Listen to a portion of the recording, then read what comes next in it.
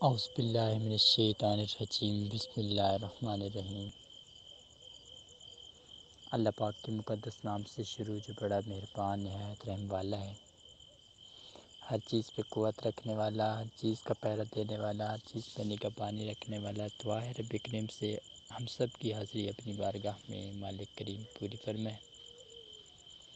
اللہ کریم ہم سب کو بہت ساری خوشیوں سے نوازے، جو ہم چاہتے ہیں اللہ کریم عطا فرمائے، ہم سب کے درجات بلند فرمائے، ہم سب کی تمام عبادات، تمام حاجات قبول و منظور فرمائے۔ اللہ کریم ہم سب کے راستے آسان بنائے، ہم سب کا بیان کو سننا، اس پر عمل کرنا اپنی بارگاہ کے اندر قبول و منظور فرمائے، اور ہم سب کو اس کا بہت زیادہ اجر عظیم عطا فرمائے۔ آمین ثم آمین یا رب العالمین۔ آج کا جو ہمارا ذکر ہے وہ ہے شمع قرآن۔ بہت ہی اہم موضوع ہے، اس موضوع کو سمجھنا اللہ کریم اپنی بارگاہ میں قبول و منظور فرمائے۔ ہم سب کو اس موضوع کو سمجھ کر اس کے اوپر عمل پیرا ہونے کی توفیق عطا فرمائے۔ اللہ کریم ہم سب کی زندگی کی ہر منزل آسان بنائے، آمین یا رب العالمین۔ شمع قرآن، شمع کا مطلب روشنی۔ زیادہ سے زیادہ قرآن کے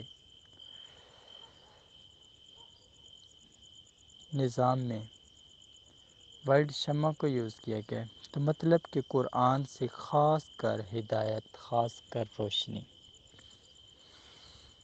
اس موضوع کو ہم نے ڈسکس کرنا ہے۔ اس کے اندر 3 مرحلے آتے ہیں۔ پہلا مرحلہ شروع ہوتا ہے انسان کا لڑکپن سے۔ لڑکپن ایک وہ لمحہ ہوتا ہے جس کے اندر شمع قرآن انسان اپنے آپ کو غور و فکر کے روپ میں اپنے اندر لے کے آتا ہے، اور اس کے دل کے اندر اتنا اللہ اور اس کے رسول کی محبت بھری ہوتی ہے کہ اس انسان کا دل نہیں کرتا کہ وہ قرآن سے آنکھ اٹھائے۔ دوسرا مرحلہ وہ ہوتا ہے بچپن کا۔ اس کے اندر انسان ان چیزوں کی طرف بڑی خوشی سے جاتا ہے، بہت خوشی سے جاتا ہے، لیکن وہ ان چیزوں کو اتنا اہم نہیں سمجھتا، کیونکہ وہ اس کی ایک انمیچیور ایج ہوتی ہے، اور اس صورت کے اندر انسان اس چیز سے بے خوف و خطر ہوتا ہے۔ وہ اس چیز کو صرف اپنے لیے خوشی اور تسکین کا ذریعہ جان لیتا ہے، اور اس کے دل کے اندر یہ نہیں ہوتا کہ میں نے اسی قرآن سے ہر مسئلے کا حل لینا ہے، اسی قرآن کے اوپر میں نے قائم رہنا ہے، اسی کے اوپر میں نے بالکل اپنا فوکس کرنا ہے، کیونکہ وہ بچپن ہوتا ہے، بچپن کے اندر انسان ان چیزوں کو اتنا زیادہ اہم نہیں سمجھتا، کیونکہ اس کے علم میں نہیں ہوتا۔ جو تیسرا مرحلہ ہے وہ ہے جوانی۔ جوانی ایک ایسے مرحلے کا نام ہے جس کے اندر کی جانے والی عبادت وہ کبھی رائگاں نہیں ہوتی، کیا جانے والا گناہ کبھی آسانی سے معاف نہیں ہوتا، کیا جانے والا نیک عمل کبھی بھی اجر سے، عظمت سے خالی نہیں ہوتا۔ جو انسان اپنے دل کے اندر قرآن کو رکھتا ہے، ضروری نہیں ہے کہ وہ حافظ قرآن ہو، قاری قرآن ہو، مفسر قرآن ہو، کچھ بھی ہو، بلکہ اس کا صرف ایک عاجز بندہ ہونا بہت بڑی بات ہے۔ جو بندہ عاجز ہوگا تو وہ جب قرآن کا نام سنے گا جب قرآن کو اپنی آنکھوں کے سامنے دیکھے گا تو وہ خود بخود اس کی آنکھیں جھک جائیں گی۔ یہ اس کے عاجز ہونے کی علامت ہے کہ وہ اس ذکر کا کتنا احترام کرتا ہے، وہ اپنی جان سے، اپنے مال سے، اپنے ٹائم سے زیادہ اس کا خیال رکھتا ہے۔ اسے اس چیز کا اندازہ ہو گیا ہے کہ یہ قرآن ہے میرے لیے ایک مشعل راہ ہے اور یہی ہدایت کا راستہ ہے۔ میں اسی چیز کو اگر اپنے اندر لے کے آؤں اور اس کے اوپر قائم ہو جاؤں تو میں ہمیشہ اللہ اور اس کے رسول کی محبت میں آ کے دنیا کے اندر بھی سکون پاؤں گا اور آخرت میں بھی سکون پاؤں گا۔ جب انسان کی یہ سوچ بن جاتی ہے تو ضرور رب کی رحمتیں اور برکتیں اس کے اوپر ہوتی رہتی ہیں، خاص رب کے تحائف اس کے اوپر آتے رہتے ہیں، خاص معجزات اللہ کریم اس کو دیتا رہتا ہے، خاص کرامتیں اس کو دیتا رہتے ہیں۔ اب معجزات جتنے بھی ہوتے تھے وہ انبیاء کے ساتھ ہوتے تھے، لیکن رب انسان کی معیار کو دیکھتا ہے اور رب انسان کی جتنی محنت ہوتی ہے اس کا صلہ اس کو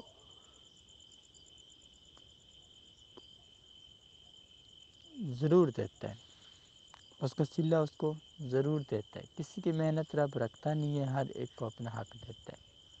انبیاء رب کے محبوب لوگ تھے اور ان کو رب نے ہر وہ چیز دی جو ایک عام سا بندہ حاصل نہیں کر سکتا، کیونکہ ان کی عاجزی اور انکساری کے اندر بہت فرق ہے، اور ہم جیسے ناچیز اور ناکارہ لوگوں کی کیا اوقات ہے کہ ہم کبھی ان کے بارے میں اتنا سا بھی سوچ سکیں کہ وہ ایسے تھے اور ہم ایسے بن سکیں، کیونکہ ہم کبھی بھی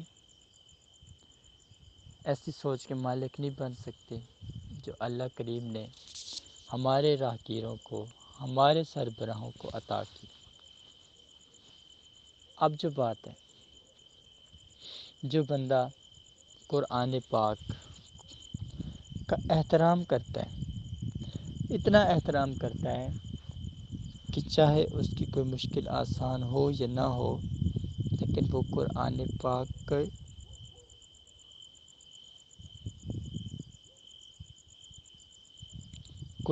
پاک کی یاد کبھی بھی نہیں چھوڑتا۔ اس کا ایک اتنا یقین پختہ ہوتا ہے، اتنا ایمان پختہ ہوتا ہے، وہ رب سے کبھی بھی کوئی دنیا داری کی چیز طلب نہیں کرتا، وہ رب سے صرف ایک چیز طلب کرتا ہے۔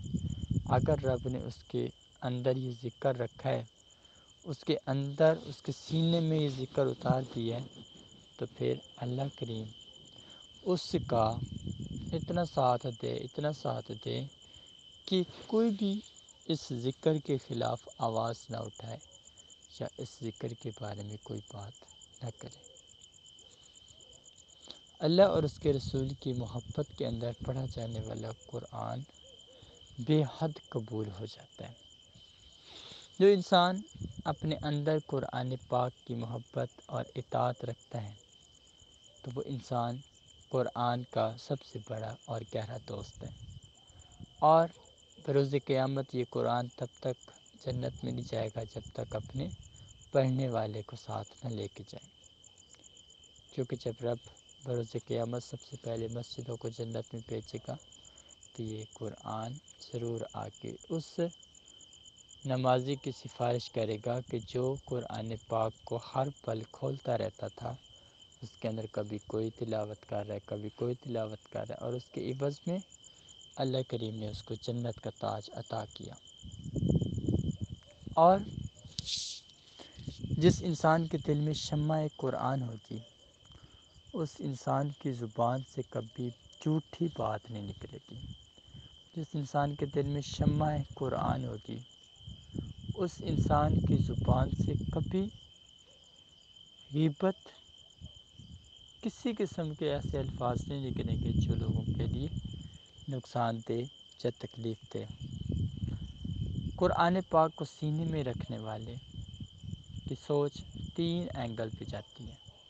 ایک اینگل کہ وہ کیا ہے، دوسرا اینگل وہ کس لیے آیا ہے، تیسرا اینگل اس نے کیا کرنا ہے، اور کب تک اس نے واپس جانا ہے۔